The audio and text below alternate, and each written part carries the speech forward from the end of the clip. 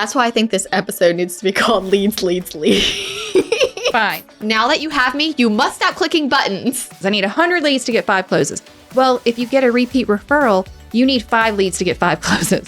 You need to go make it happen. And it did. The fear motivated me. Same. It would be rude not to. You're like, it would be rude not to. If someone asks me what I do, I don't say nothing. We're just here one hustle humbly episode at a time, trying to bring professionalism and respect back to the Realtor brand. Hi, Alissa. Hey, Katie. Welcome to episode 237.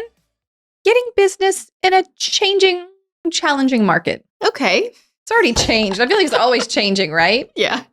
You were just giggling. So I'm like, let's just start. Yeah. Okay. I want to say that we have been getting a lot of similar type messages lately. Okay. They're about getting... Oh, okay. I thought this episode was going to be called Leads. I understand, but I think leads might be a little misleading.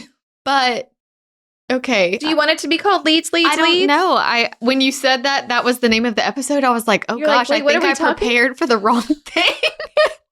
Getting business. What are we talking leads, about? Same thing. Yeah, getting business and leads. Well, not the same. I get business without leads. We're going to talk about it. We're going to talk about it. Okay. We're going to talk about it. How about let's start here. As the market shifts and changes and slows, let's just call it a spade. Mm-hmm. I feel like you're getting sold to more, right? Yeah. Are you getting more? Let's help you get leads. Yeah. Here, buy this, website placement, buy this Google ad, buy this, lead service, buy this, whatever from all the things, right? Yeah. They're texting, hey, are you still selling real estate and blah, blah, blah. I know it's an ad when it says my full name. Yeah. I'm like, right, this is so legit. Mm-hmm. Okay, so they're selling you the leads because everyone needs the leads. And on top of it, all of these companies, y'all have to realize, aren't making as much money because there are no leads to sell. Correct. So they are like really pushing it. Yeah. Okay, and they're losing agents who are either leaving or they're like, I can't afford to pay for the leads. Yes.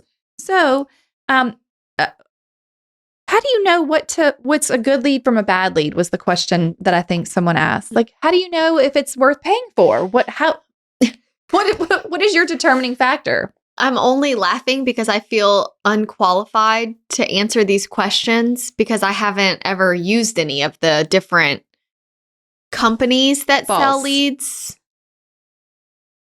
Okay. You use Dave Ramsey. Oh, yes. He was an online lead service. Whenever I first started with him. What year of your business was that? Oh, gosh. It's okay. Because I'm no longer in the program because it changed to more of a lead service. Okay. In the beginning, you were just like an approved agent? Yeah. And I had just finished Financial Peace University. Me and Tanner did it after we got married. So good, by the way. Just a good course. Okay. So I was all excited. Side note, I am not a Dave Ramsey fan. Yeah, I know. She's carry on. And I am not a fan of him. Well, I don't mind him. I'm just not like a diehard. I mind him. I know. You mind him. I'm not a diehard. I think the basic principles are good and I find his advice interesting. Okay, move on. So I had gotten certified. I guess I went through his training program, which was also really good, in 2014. Okay, that's when you did the piece. I applied when I finished Financial Peace in 2013. Okay. And I submitted my resume and I did not have enough experience to be a Ramsey agent. Okay. And I thought, that's cool. Like you actually have to know what you're doing. Yes. Or you don't take everybody. You want some, transactions under your belt, years under your belt. Then they actually kept my resume on file and reached out to me a year and a half later asking me to update my resume. Okay. So I did and then went through the interview process. At that time, you paid for the training and became a certified agent that if somebody came through the Dave Ramsey site to say, I need an agent in this area that matches those principles, you would get 3 names. Okay. Of realtors in that area. And you didn't, at this point, there was no monthly fee. They didn't take anything else from you? Yeah. There was like a 25% referral fee, which was what I was used to when I received a referral from another agent. Right. So anywho, it was good. I mean, it kept me on my toes. I feel like especially it was like my only source of like cold leads. And so I felt like it kept me very sharp. Right. I was having to remember that like they're interviewing you and they're choosing between you and other agents. And like I got rejected a lot. I also got accepted a lot. Okay. But it just sort of And they also sent it to all 3 agents at the same moment. So it was a race. Yeah, they wanted to see like how many times you were the one to contact them first. They can see that. So it's like when I was, and this was before I had kids. And then after I had kids, after my repeat and referral business was enough to carry me. And it was a hard decision for me to let it go. You remember? Yep. I guess because I had dedicated so much to it over the years, but I just knew it was time, and they did change the structure a little bit where there was monthly fees. Right. So it was like you are paying for leads. Whether or not you turned one. Whether or not you close anything. So I just thought it's become more of a lead model that I just don't need it. And I enjoyed my time with it, and I've learned a lot. And then I guess I would say I outgrew it. Yeah. With my repeat and referral business. Okay. I think let's stop there. Last call. Tomorrow begins the 40-day email challenge. I know so many people struggle with keeping a tidy inbox, and this shows in other areas of your life as well. Let's declutter our brains and our inboxes together. Head over to hustlehumblypodcast.com/email to reserve your spot today. I'm going to do it right now. Woohoo!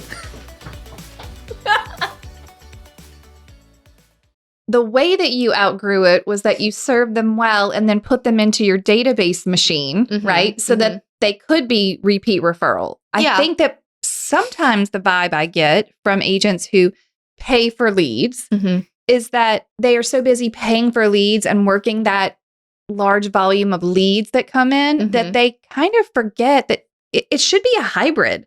Like the goal should always be, once I've had enough of these leads over enough amount of time, I should easily be able to be sustaining myself from the repeat referral business of those leads. Yes. I don't think there's any reason where as you grow in your business, you should need that lead source forever. Correct. Right? I would agree with that. Yeah. But I feel like a lot of people get on that hamster wheel and they can't get off. And I would also caution the people who are thinking about getting onto the hamster wheel that it's a hamster wheel, right? Like it's a lot of work. They're going to put a lot of, because it's a lot of filtering. Here's the other deal. Repeat referral business means someone you already worked with calls you and says, I would like to work with you again. Or someone you already worked with says, hey, my friend would like to use you. And if you guys remember from the episode we just had about the stats from the NAR report, buyers and sellers work almost like a huge percentage work with the first agent they talk to. Okay. So then you get a referral. They're going to work with whoever they talk to first. With my repeat and referral business, I don't know that I was ever interviewed. Okay. Perfect. Right. So different kind of business. Yeah. When you're getting a Zillow lead or a Redfin lead or a Ramsey lead or wherever they came from on the internet, and they're sending it, whether it's to you or to 3 other agents, these people don't know you. They just want you to speedily respond. And the volume you need to turn one, I think that the stats, online leads turn at less than a 5% success rate. Yeah, I would agree. Regardless of who you are, right? So now I need 20 leads to get, 5?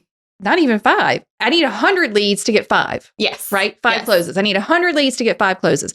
Well, if you get a repeat referral, you need 5 leads to get 5 closes. Do you follow what I'm saying? Yes. So I think the volume is just like an Instagram followers or a number of people in your email list. You just think, the bigger number means I'm going to have more success, but they don't turn like that. Right. I think so what was kind of cool about this is there's a dashboard to show you your percentage. Okay.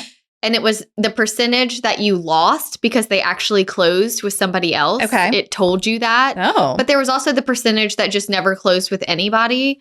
Right. And they reward you for like how high I think I got up to like a 13% conversion rate. It's pretty good. I got up there. Way above industry standard. Yes. And then I would say as time went on, it got lower. And that was probably Here's the thing. I was treating these cold leads the same way I do my repeat and referral clients. So I was killing myself with communicating with that many people. And I knew at some point I was going to need to automate it more. And it just wasn't how I operate. Yeah. So it was no longer a match. Right. Fascinating. So is it worth it to pay for leads is the final question here. Is it worth it? Don't answer. Okay. Let's back it up. I started my business in 2006 was my first full year. The only reason I was successful and continued to stay in real estate was because I bought online leads. Y'all, 2006, the internet was barely 10 years old. I was going to say, were you the only one? There were two. Now remember, we've always had over 1,000 agents in our market. We're at like 4,000 now, but even then it was a couple thousand. There was plenty. Yeah. Myself and maybe one other agent would be in the particular zip codes I picked. And they were like, we are going to guarantee for you 10. And online leads were new. Yeah. Okay. We're going to guarantee for you 10 leads. I'm like, great. I need 10 leads. Most months I would get 70. And I'm paying for 10 because there was no other agent, you see. So they would just cycle through me and this other agent. And whenever it would just flip around. And it only went to you. So the actual process and what online leads are in just like the years from when you started to now is completely different. Do you want to die a small death? Okay. I paid $250 a month. That is it. Wow. No referral fee. No premium zip code. Pay this. Be a premier. Like all these other agents are on the page with you. No, me. Just me. But you know what else? The system wasn't even, that was called Just Listed and House Values was the website. They advertised on like the regular news and stuff. Like they had commercials. And that's how they got the leads to send to you. I mean, obviously they had a website, but again, the internet was not that old. So they weren't getting like this huge quantity of like Google AdWords or whatever they do now. Well, they then were bought by Market Leader. So y'all probably know Market Leader now. I don't even know where. And then Zillow came along after. Like Zillow didn't even exist. How did you get off the hamster wheel? At what point? How did that happen? Was it hard? When I did it, also the actual website that they were running didn't create the buyer didn't come in and make their own search. Katy went in and to the MLS for 70 people a month and made a search, set them up on a search based on their criteria. You're such a hard worker. Thank you. I worked them super hard because there was no automation at all. No. I mean, like I had to go in and if I wanted to reach out, there was no drip email campaign. There was no like they type in their search and they're getting emails I had to set them up regardless. I don't remember when I quit them, but I do remember maybe 2015, 16, somewhere in that range. The Zillow people finally broke me down and I'm like, fine, I'll give it a try. It had been a few years since I had used the lead service. And I'm like, my business I'd like it to grow. I'll buy some Zillow leads. I did that for a year. It was expensive. I made no sales. The people who I did end up meeting to go show them property would ditch me in a heartbeat. They only wanted to go in an hour on a Saturday. And I'm like, this is not for me. Yeah. So look, all to say, you do you. Do you want to try? But put some parameters in place that say, okay, they're making me do a 6-month commitment. This is what it costs if I haven't closed X by then. But also remember, they're going to sell you on the fact that you only have to close one sale for it to pay for itself. What is your quality of life while you're having to deal with these leads? That was hard for me too, is that when a lead would come in, they came in the middle of the night sometimes. And it was just all the time.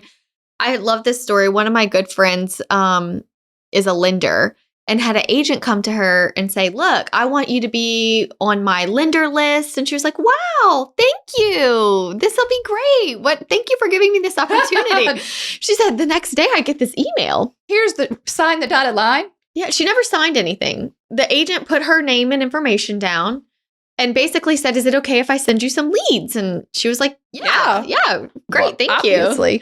So she said the next day I'm sitting at my computer working on my files and I get this email that's like, oh, you have a new lead from that realtor. So she's like, oh, great. As soon as I finish this, I will call them. She said 4 minutes later, I got another email that said this lead was assigned to someone else. And she was like, oh, what happened? So she didn't know what to do. So she did try to call anyway. And they were like, no one answered. And so she just deleted the emails. And she said, then the next day, it was Saturday, and I was in the grocery store. And I got a alert to my phone that was like, that realtor has sent you a lead. You're like, oh. And she was like, great. As soon as I check out and get in my car, I'll call this person. And then before she could do that, it was like, this lead has been assigned to somebody else. Done. Moved on. She called the agent and said, please take me off. I don't operate this way. I love my repeat and referral business. Right. I cannot. And it also just like makes you feel like you have failed. It's like constant rejection. It is constant rejection, 100%. And I thought that was so interesting because I don't know if it's happening as much now as it was in, say, 2019, 2020, but there was a really big spurt in our market where lenders and realtors were offering to pay leads for each other. And they still do. Don't kid yourself. Yeah, I figured they do. But for a minute there, when it was a newer thing, it was a huge push. Well, I'll tell you what. You're going to find this interesting. When I was still paying for my leads, like if I wanted to increase, then other agents start to figure it out, right? Like it didn't go on and on for years like it did in 2006. I was still using that system. However, agents were selling it better to other agents. Yeah. So the lead volume was getting lower or I had to pay more. Before, I guess, the RESPA and TRID stuff, your lender could pay the whole amount. And or your title company or whoever. And that was happening pretty frequently, even in our market. And then they were like, no, you have to split it. But then we've talked about this on the show before, just like what you said, the agents would go to a lender. Maybe it was the one they've partnered with all along and be like, hey, I'm going to buy these leads and I want you to pay for half so that I can send them to you. And if you don't want to pay for half, I'll just move on to a lender that will. And so the lenders were kind of like, yikes, they don't make the same money that an agent makes on a sale. So they're like, and they need a lot of agents. You're not supplying them all of their business. Yeah. And even if it's a lot of business, they're like, but then this is a slippery slope. Yes. Then the next agent that I normally partner with is going to do the same thing. And I only have so much of a budget for this. My thought of going to like my top lenders that I use and telling them that like hurts my heart. You're like, right. I'm leaving you if you don't pay for my business. But, right. Makes me feel icky. It's kind of, I mean, you really are kind of like putting them over a barrel and you're like, do you want to keep working with me and getting my business? Well, you're going to have to pay. Right. Pay to play. Pay to do you play. Want to be my friend? Pay. Pay. You must pay. So I think that ultimately I transitioned out because it's not, the quality of life isn't there. You're going to have to be like kind of at a beck and call. And that wasn't once I had kids, I'm like, this is not good. I don't understand, random thought in my head. Please, let's hear it. So many people leave as a solo agent to join a team to get leads. Oh, yeah. As a solo agent, why don't they just pay for their own? Because the leads have gotten so expensive. Oh, but then when they finally close one, they have to give so much to the team. Agreed. 6 one way, half a dozen like the other. It's kind of like financing it with the team. Do you want to pay for it up front? I see. Do you want to just go there and look? Is it the case that maybe that particular team has locked down a zip code or is in a position where you couldn't even go buy it from that boomtown or whatever? Like, I don't know. Yeah. Because they can't. And that's what happened. That's why you saw such a boom in 19, 20, 21. There were tons of leads to sell because there were tons of buyers and sellers in the market.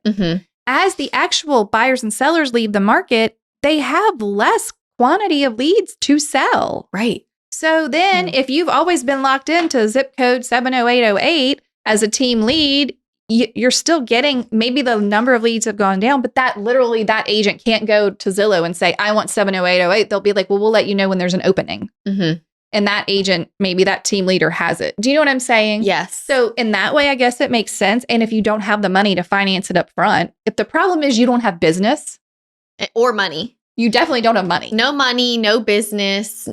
So you have to go somewhere that will send you online leads, but then you lose your bigger percentage because you're giving it back. You're paying it back until you build your own business.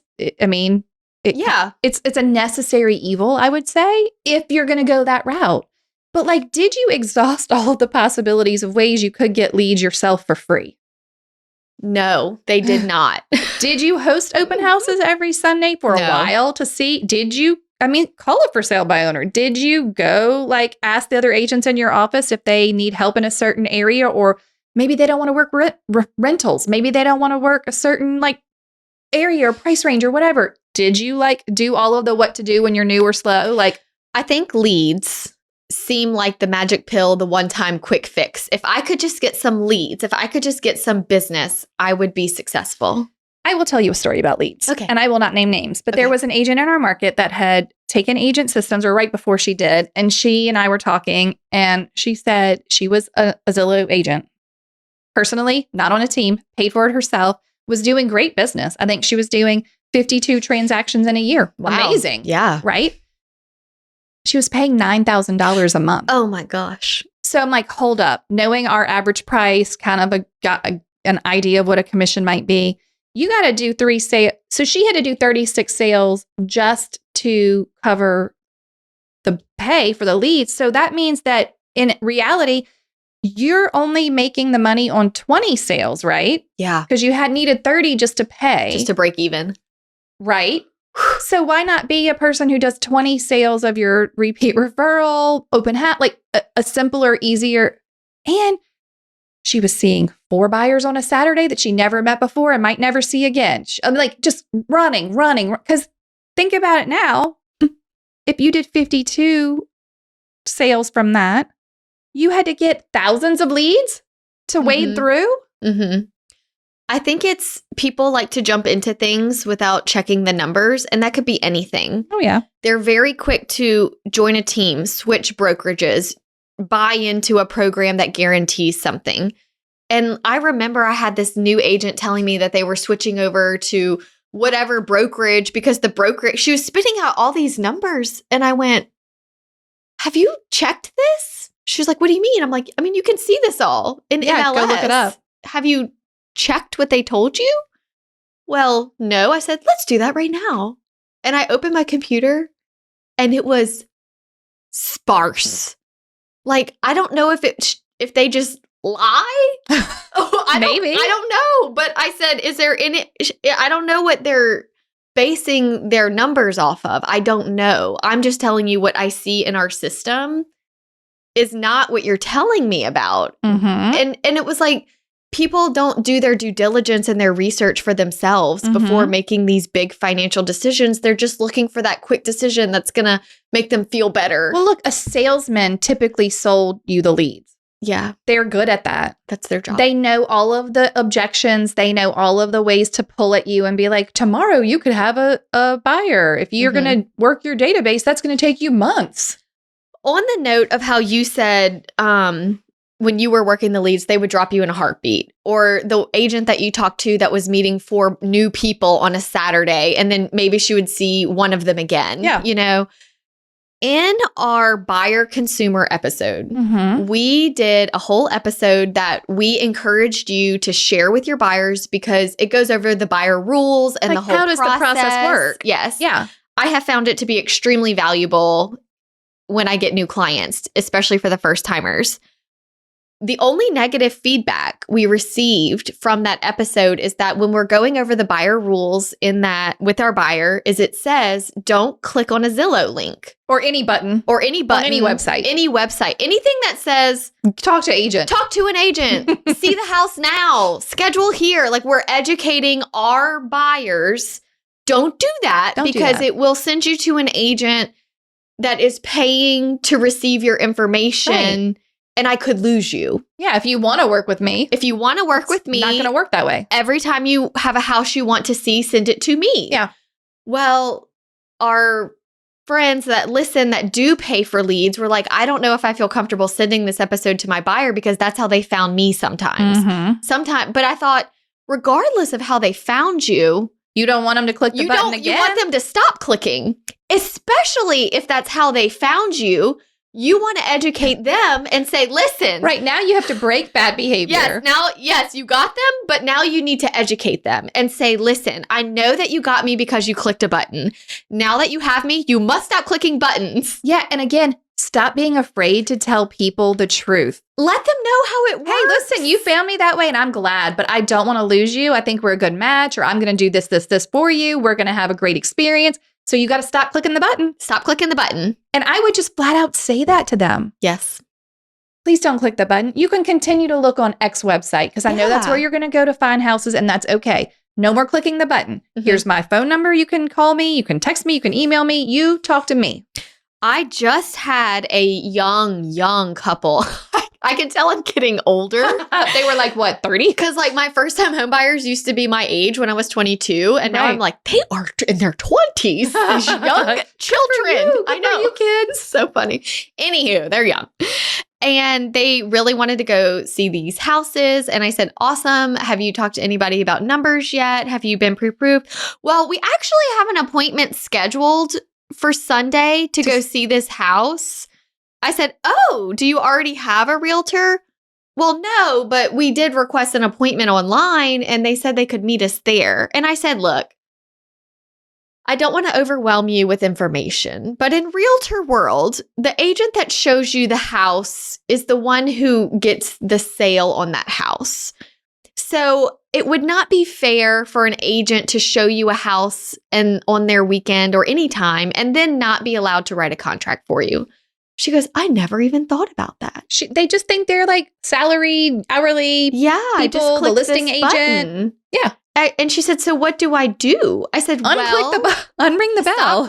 Stop clicking buttons online or anywhere. I said, if you would like to work with me, I'd be happy to meet you at that house. I am available at that time. But you would have to let the agent know, hey, I did not realize how it worked. I actually do have an agent. And she's like, okay, I can do that. Thank goodness. Said, good. Okay, great. Well, I'd be happy to work with you. Otherwise, you could keep your appointment and that could be your agent. Yeah. Whatever you want to do. And she said, well, I've already gotten so much information and value from our 10-minute phone call. That agent, when they called me, didn't ask me anything about my budget. Because they're just trying, y'all, if you buy online leads, I'm not talking to every one of you. I'm sure some of you do it correctly, but don't kid yourself. A lot of agents are just trying to entrap the buyer, right? Yes. Like, let's just get you. You're paying to be a Pop-Tart. Let's just get you on this path. Yes. Then I'll just be like, here you are. You're here. You're working with me. Maybe it's like sign here. Maybe it's not. Maybe it's like, well, let's quick write a contract before I lose you to the next button you push. Mm-hmm. It's just a different type of thing. And you have to be, if you want to do online leads, you need to be very comfortable talking about money. Yeah. You need to be very comfortable talking about business and how real estate works. If you're just trying to like squeak by and like open doors and pray that they use you to write the contract, it is not for you. Yeah. It is not. There are a million ways you can market your real estate business, and it can be really overwhelming. What if you didn't wear yourself out doing all of the things, and instead you just went all in on one thing? Enter Modern Agent Social Club, the marketing destination for the modern real estate agent. Many of you have heard Mask CEO Chelsea Peterson on the show before, and if you haven't, check out episodes 12, 91, and 123. Mask is the marketing membership that pairs current content trends with timeless strategies to help you grow your real estate biz from the comfort of your couch. I like the sound of that. Me too. I know, right? When you join Mask, you'll have instant access to plug and play content every single month because your brand needs you in it, not a generic real estate graphic. Mm-hmm. And you will also get a weekly private podcast giving you the creative strategies you need to stay relevant and keep showing up every single week, even if you only have 5 minutes to spend on Instagram. I mean, just 5 minutes? 5 minutes. Wow. Yeah. Marketing campaigns to grow your email list and get more eyeballs on your business every single week, and so much more. So just head on over to hustlehumblypodcast.com/mask, MASC, and find out more. Okay, someone else wanted to know how they could get away from their lead generation company to something more cost effective, but keep it at 40 to 50 leads a month. So they still want to get 50 leads a month. I think the problem is that maybe if you've always been on an online lead vibe, you don't realize you don't need 50 to turn, because you're going to turn at a higher percent if it's repeat referral, someone you met in person, someone, maybe even an open house person who met you, like, you're just going to turn it differently. So you don't need 50 anymore. Maybe how many transactions do you need? Should be more than how many leads do you need? Yes. And there are lots of gurus that will tell you need X leads no matter what. Like, oh, you want to do 10 transactions, you're going to need 200 leads. Well, not true. What kind of leads are they? Right. Like, what kind of people are you working with? So I think that the answer to that question is you're going to spend a lot of time and money if you're getting 50 of any kind of lead. Yeah. Right? Unless they're repeat referral, and then they're not costing you anything. Yeah, it's just free. The point is, if you want 40 to 50 leads a month, guaranteed, you're going to have to pay for it. But what's the mindset, I guess, is also the thing. Right. You got to, speaking of mindset, I saw this ad, a paid sponsored ad on like Instagram or something, selling leads. And the caption said, if you're not, sorry. I'm like, what are you doing? I don't want to mess it up. It said, if you're not paying, you're not playing. And then I'm thinking, ooh. And then someone in the comments goes, I'm not playing, I'm working. Yeah. And I thought, okay, yeah, that's how I feel too. Right. Like, I don't want to play. I want to work and build my business. I have a business. Right. So does Zillow. Do I want to pay for Zillow to stay open? No, that's not my business plan. How can I use that money to build my own relationships? Because that's more pleasant. It's more fun. It's safer. It takes less time.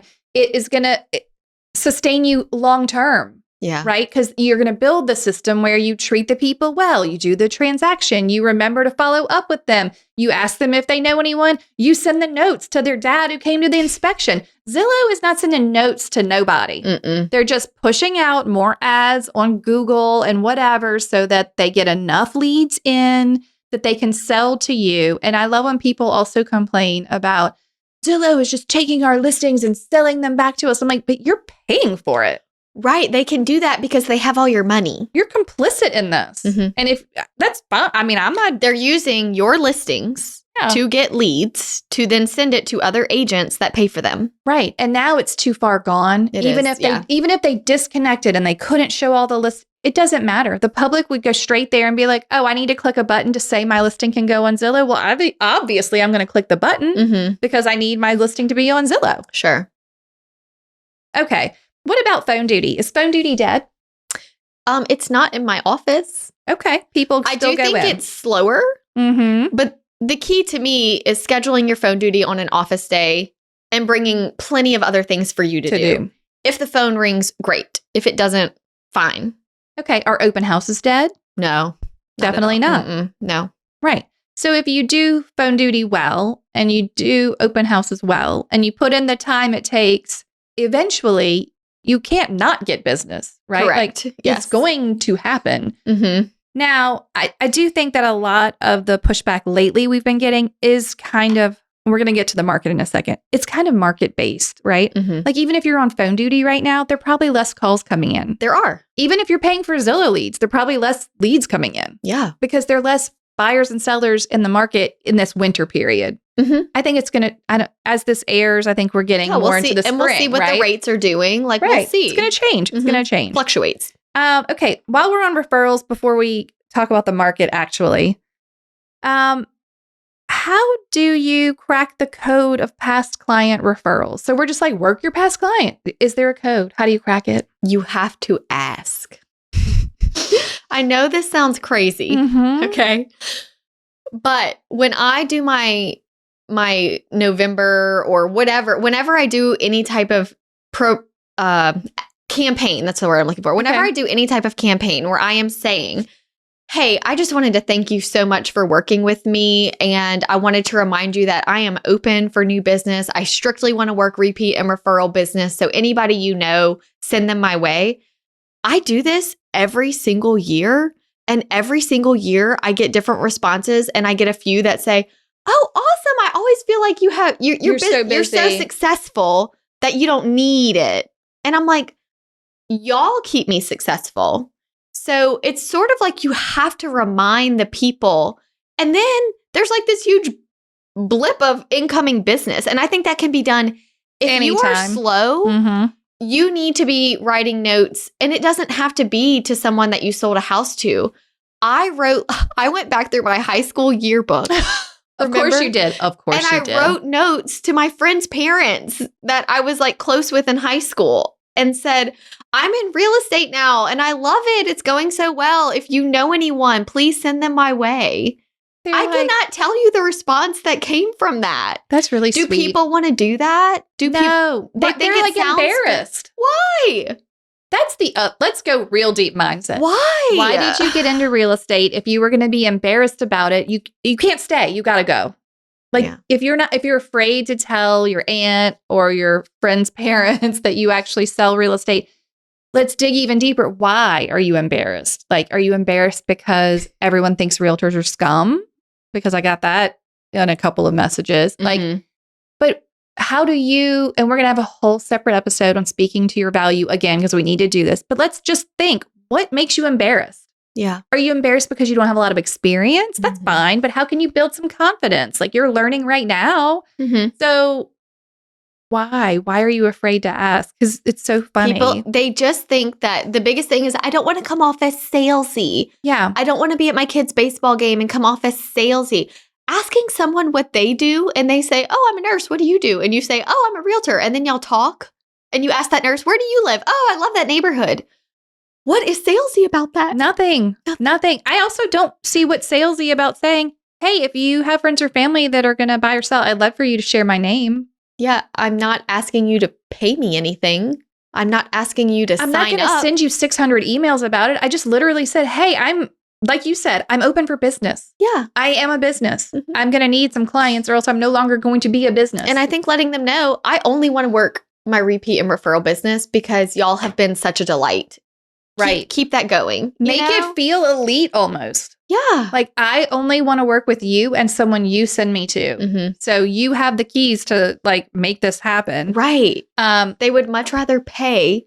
Because I completely sympathize. When I was early in the business and I paid for my leads, I didn't have to show up with confidence and speak to my value to someone I've known for 30 years. Do you know what I mean? Like I didn't have to, especially in your case, you wouldn't have to convince people little baby Alissa is also capable of being your realtor. Kudos to you for going back to your high school friends' parents because they knew you when you were just a kid. In one of my letters I wrote to my like best friend from high school's mom, I was like, I will always remember sitting at your island eating the entire box of macaroni and cheese. Like that is how I remember her and that is how she remembers me. Yeah. And I mentioned that. Now I sell I sell houses. Isn't that funny? Because everyone becomes an adult.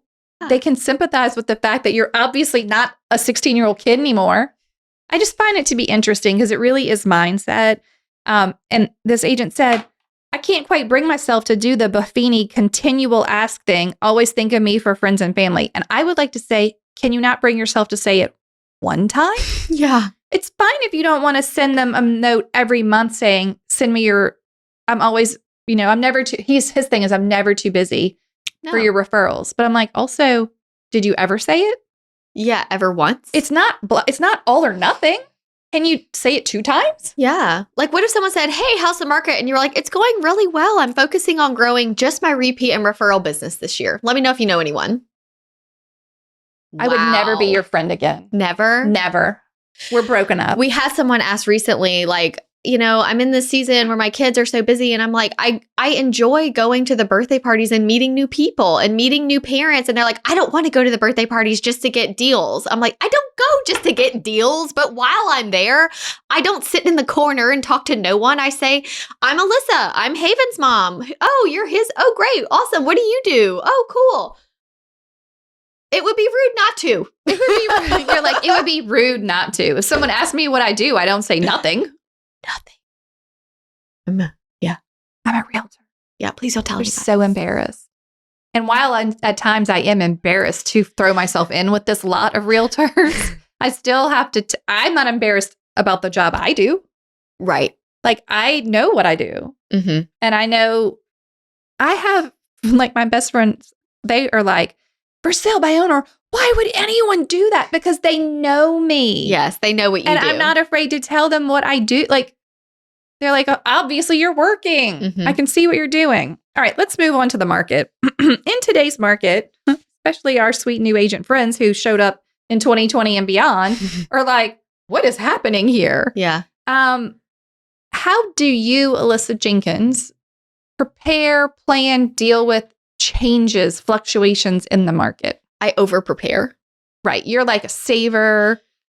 My dad is like, Alissa, I understand that you started real estate and worked really hard and hit some big numbers pretty fast, but you must prepare because it won't last forever. It won't last forever. He always tells me that. During 2020, 2021, when I saw the volume being done by me and everybody else, I thought, this is not going to last forever. Like, no way. No. When everybody else went out and got new cars, I was like hoarding. I was just like, I just want to prepare. The end. You're like, the end is coming. I was like, this is going to be my first recession. I was like a doomsday prepper for real estate. Oh my God. I was like hoarding canned goods. Not really.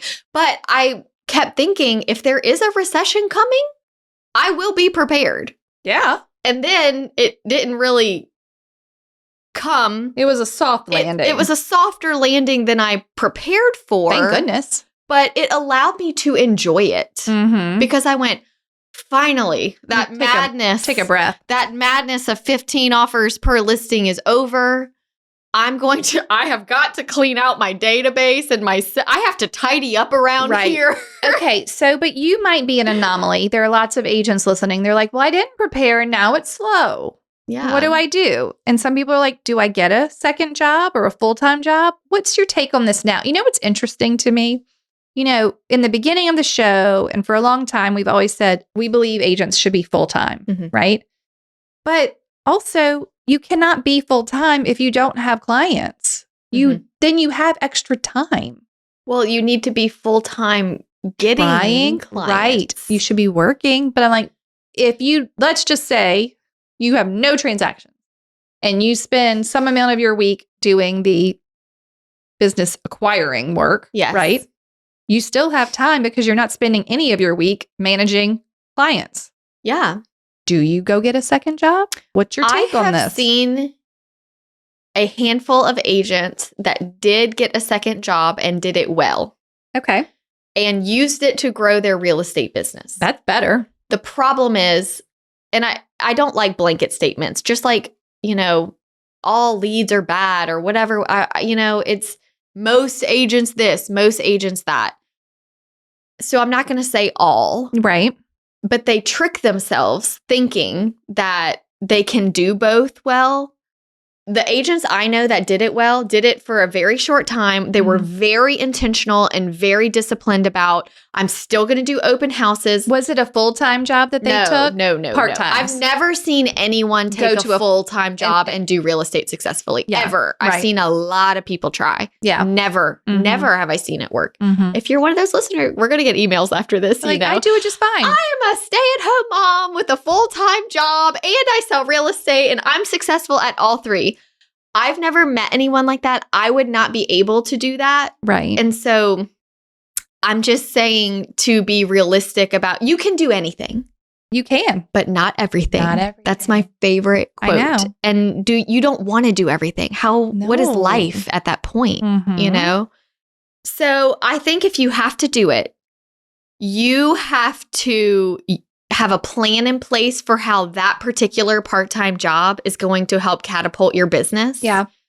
How you are going to be intentional with the people that you meet, letting them know that that's your plan. And you need to have a cutoff date. Yeah. Either a cutoff date or a cutoff savings amount. Like mine was a cutoff savings amount. I think that makes perfect sense. Yeah. I was still bartending whenever I was licensed. And I said, I need $6,000 before I can drop this cold turkey. I had no kids. I wasn't married. $6,000 was my number. Yeah. I came so close to it a few times and then fell short when there was a gap in closings. When I hit it, I thought, no, it needs to be 10. It needs to be, no, I said 6. You need to go make it happen. And it did. The fear motivated me. Same. I did not want to ask mom and dad for help. Right. I didn't want to go. It wasn't, I made it as if it wasn't an option. Correct. Not an option. Yeah. You have to make this work. Yeah. Yeah. Okay. So many people don't have to make it work. They have backup plans or. Yeah. If you always have sometimes it's better to just jump in the deep end. Yeah. Like if you have the safety net, you might just use it. And I've seen people, like I was always solo. I was never on a team. So when I was doing all those coffee dates, so many young people that had started on a team or kind of like started on online leads, I didn't start that way. Right. So I had to figure it out. Right. And I think once you get kind of, okay, well, the leads just keep flowing in. I know I'm paying for them, but they don't stop. You just sort of like, well, I'm afraid to try something different because what if it doesn't work? And then now I'm not in a place where I have the money saved up, right? Like, I can't just not let it work.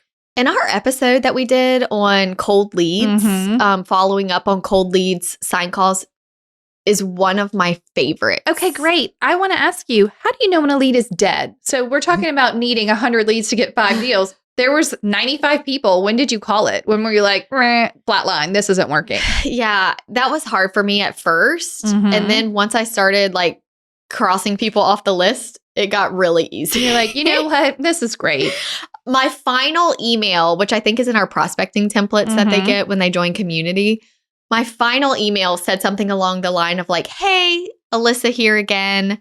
I still have a file. I'm cleaning out my files. I still have your name on one of my files. And I wanted to see, do you still need help buying a house or do you still plan to sell your house? If not, that's okay. Just let me know. Just let me know and I'll remove you. I need to remove you. And that's when I start. Usually the ones that were never responsive like that really were because they didn't need help anymore. They just didn't know how to tell me that. So I send the last Hail Mary email as a way to give them permission to I'm a real person. Just tell me where you're at. Just tell me. And when I send that email, the responses I get are like, I actually sold it last year with my aunt. Or no problem. Great. I'm so glad it worked out for you. And then I'm so glad to remove them from my list because when I was doing like the Dave Ramsey stuff, the list got too long. And the type of person I am can't stand to not be able to give them all my best, but I couldn't give them all my best. It was too many people. It was too many people. Too many people. So I just, I call it quits at different stages. Have they ever responded? Have I tried all the different revenue Do we even avenues? know if they're a real person? Are they a real person? Have I tried all that? Have they ever texted, emailed, or called? Texted, you have to try all 3 several times. Yeah. And then I just get to where I'm like, enough is enough. Right. You just like, right. Especially if they were responding and then they fall off. Yeah. They don't need you. It's the same as sellers. You're like, well, tell me about the feedback. I'm like, here's the feedback. There's no offer. Yeah. It's just the same with the buyer lead. Here's the they don't. That's a really good analogy. Yeah. They're not here. Same thing. They didn't ask you. They're not going to buy your house. I've tried to get feedback from them 5 times. It doesn't matter. Showing. The only feedback I need is an offer. Yeah. They don't want it. They don't want it. Let it go. Sorry. Just as much as you can't make that buyer buy your house, you cannot force someone to work with you. No. Now, you have to follow up with some level of diligence or you're just dropping the ball. I'm not saying. And I think that's where my burnout came from is that I did. You for sure were. I was like a hardcore follow-upper. I had to, or I wouldn't be able to sleep at night knowing that I didn't do what I was supposed to do. Yeah. So look, y'all, find the middle ground though. Yeah. You don't have to be hardcore. And whenever they're like, make them say no to you 10 times, I do not ascribe to that at all. No, if they said no to me once, I respected that. That's it. No means no. No means no. No means no. Why does anyone teach that? Make them say no 10 times and people will tell you, I've been cold calling and my guru says they have to say no 10 times. That is why realtors develop the image and reputation. That's why you're how embarrassed. We've gotten here. And that's why you're embarrassed. We're just here one hustle humbly episode at a time, trying to bring professionalism and respect back to the realtor brand. Just trying. Okay, let's talk a couple more specifics to the market as it is today. How are you pricing houses?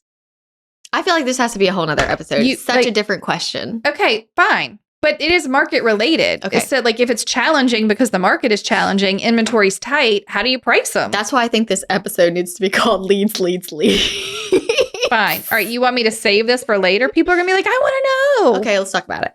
Just quickly. I'm doing a lot of education right now with my sellers. I'm explaining to sellers, listen, Mr. and Mr. Seller, the way that an appraiser would work when they value your home is they must go back 6 months.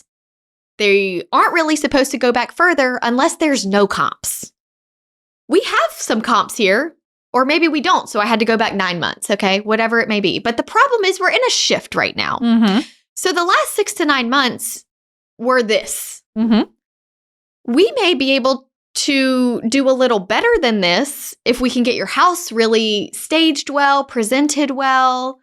Let's look at these actives. I'm actually watching the actives a little bit more Thank you. now. That's what I was waiting for. Yes, I'm like, these are our guinea pigs right here. Yeah. We're trying to push it because we're coming off of a historically low time. Yeah. But we're shifting back to a more normal, stabilized market. Right. So I always tell them, no matter what the market is, there's no magic number. No. You could pay 5 appraisals and they would all come back with a different number, I can assure you. Yes. There's a range here. Right. I do not feel comfortable going here based on this data, but I could see pushing it maybe to here based on your house and the work you're willing to put in. Open discussion is most important here because you're going to be like, hey, listen, based on these comps, it's this. This is where I think we could go. Here's our range. If we push it, we might get multiple offers. I don't know. Yeah. But we have to be ready to adapt and change quickly. Yes. If no one comes, it's the price. Yeah.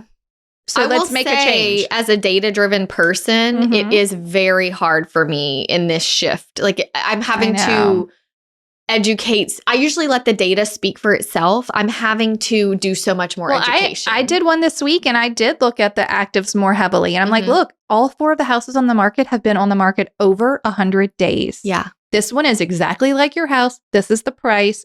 But you're not listing for 2 months. Yeah. Let's learn from them. I can't tell you today. Yeah. Maybe today I listed here. Maybe in 2 months, it'll be $20,000 different, up or down. Yeah. What are these people going to sell for? So especially the people that I met with in December, January that are trying to get their house ready for March, April, I'm like, listen, we're going to have to watch because the number I give you today may not be the number I give you in March.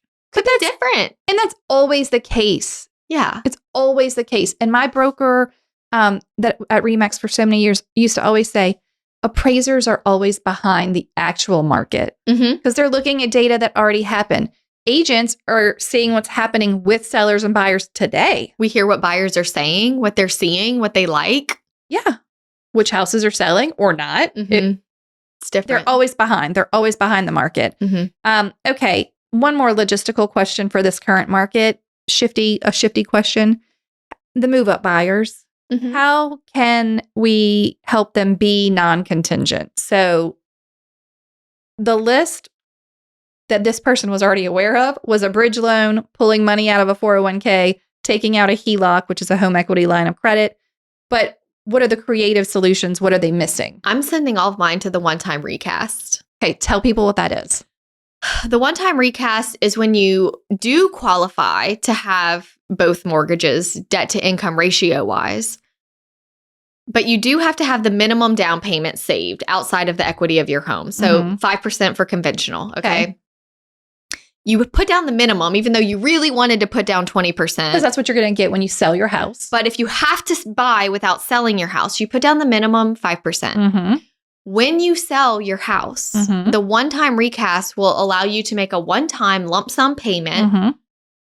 It refigures all your numbers just like a refinance would, but you're not having to pay for a refinance. Yeah. So you may have a higher note until you get that house sold. But then once it does sell and you recalculate, it goes down. I'm also reminding my clients that when you buy a home, your mortgage skips a month. So if we close in May, your first mortgage payment isn't due until July. Yeah. So we have until July to get that house sold. To give you some buffer period of hopefully not having to pay any or many double notes. I like that. The recast. The recast. Ask your local lender. Yeah. And like if you're going to do the home equity line of credit, you actually can't do that while your house is listed.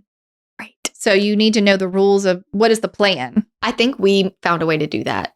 You did? We did a HELOC. I mean, this was a long time ago, but there wasn't a recast at that time, and we did a HELOC. We borrowed the house we loved would not take a contingency. Right. We did qualify for both. And so I took a HELOC out to have my down payment. And then when I sold my old house, it just was paid off. But did you do the HELOC with a sign in your yard? Yeah. Interesting. Check your banks. And it doesn't so much matter as at the sign because the appraiser is looking in MLS. They'll see it. Right. I was just meaning was it actually listed or not? Right. It was listed. Not physically just the sign. But sometimes people hide their signs is why I say that. No. I'm with you. Sometimes people really do think if I hide the sign, they won't know. Yeah, that's not going to work at all. Okay. Anything else on leads? If you had it your way, what would people do right now in this market to get business? They would educate themselves and work on their confidence and professionalism. And they would work on their database. They would all go by Build Your Own Business 101. Sorry. Right? I just feel like they need it. I mean, it tells you how to do it. If you are struggling with this specifically, you need BYOB because it walks you through, I need people for business. I cannot pay thousands of dollars a month for people. What about the people in sphere I already know? What about those people? I love the non-solicited market report for your house. Like, yes. You know people that live in houses. Simply be like, hey, it's the beginning of the year or whenever. It's springtime, just checking in with everyone on my list to make sure you know what your home is valued currently in case you want to take money out for spring projects or like make it not valuable. Be about valuable. It's not about you trying to sell their house. There's so many good valuable campaigns you can use to talk to people. Knowing the value of your home is never a bad idea. This is yours right now. Right. Or, hey, I'm just following up with my updated vendor list for 2024 in case you're doing any house cleaning or painting for the spring. Yes. Oh my gosh. So easy, Katie. So easy. Hey, I just updated my resume and I'm so proud to still be serving repeat referral clients. Here's a copy. Beautiful. Have a nice spring. It's so scary, Katie. It's so scary. Have a nice spring. I'm so afraid of people. If you're afraid of people, let's take some stock. Right. Do we need a little bit of... So don't pay to play. Work. Go to work. It's all work anyway. Yeah. You're gonna work yourself to the bone on those. Oh gosh, so much work. It's not fun play. No, they're not free leads. They take your time. Game. If time is your currency, those are sucking you dry. Yeah. It doesn't matter if they paid for themselves. At what cost? Yes. To your life. Do you even want to be an agent anymore? No. At the end of the day, right? Like, how do you get through it positively? Are you ready for the toast? Yeah. Okay, good news. Today, I know who the toast is. Do you want to say? Do you remember who's toasting? Julie Ray. I love Julie Ray. Julie Ray McLeod is in San Diego, and we love her. And she helped with our meetup. In California. So we've met her, and she's so great. And so you're going to hear from Julie Ray toasting to Shannon Dempsey. Perfect. I know. So y'all have a great day and go get those leads. Or don't. They're still leads. Even if they came from your database, it's a lead. Yeah, for sure. But the reason why we don't like the name is because of what I just want leads. Yes. Right? Yes. But you just want business. Call it a business, for heaven's sakes. Yes. I'm looking to grow my business. I'm only sad I didn't say. I hope they're still listening. Maybe they are. If you're still here. If you are not taking care of the business that you already have, you do not have the right to ask for more. Before another lead comes through that source that you are paying for, how are the dozens, hundreds, thousands of leads that have already came in? How are they doing? Right. Check with them. Mind your business. Mind your own business. Mind your business. Okay, bye. Hey there, I want to toast my dear friend Shannon Dempsey. We're both realtors at Allview Real Estate in San Diego, where we're solo agents, but we farm our neighborhood together and we team up on certain shared projects. Shannon is an amazing force of kind, happy energy and truly a joy to work with. I love you. Cheers to you, Shannon. Thank you so much for tuning in to the Hustle Humbly podcast. If you enjoyed this episode, please go to ratethispodcast.com/hustlehumbly and leave us a review or drop a comment if you're listening on Spotify. If you have an episode topic or someone you'd like to toast on the show, please email us at team@hustlehumblypodcast.com. Find us on social media at Hustle Humbly Podcast. Don't forget to find all of the free resources at hustlehumblypodcast.com/resources. See you next week.